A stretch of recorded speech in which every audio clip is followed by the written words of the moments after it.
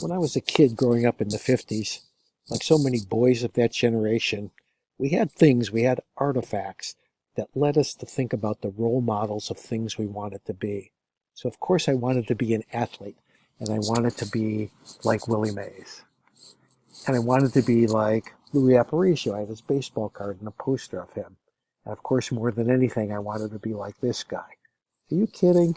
How I wanted to be like that guy as an athlete, Harold Smith, and this guy as a coach. I don't know if you can see him back there, but that's who I wanted to be. That was the athlete I wanted to be. And later on, when I wanted to be a teacher, this was the kind of teacher I wanted to be.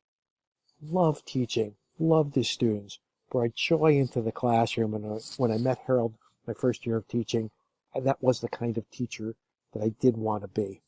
But in fact, I didn't become that kind of athlete, and I didn't become that kind of teacher. Harold was a much more important role model to me. He was the kind of husband I wanted to be. He was the kind of father I wanted to be.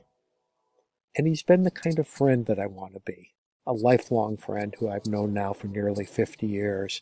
And he taught me a lot about keeping friendships for a long time, and I've had that friendship for a long time. So in fact, Harold has been my role model for the kind of man I want to be, because he is the kind of man I want to be. Smith, I love you. Happy 82nd birthday. Athlete, teacher, husband, dad, friend. What a great man you are. Happy birthday.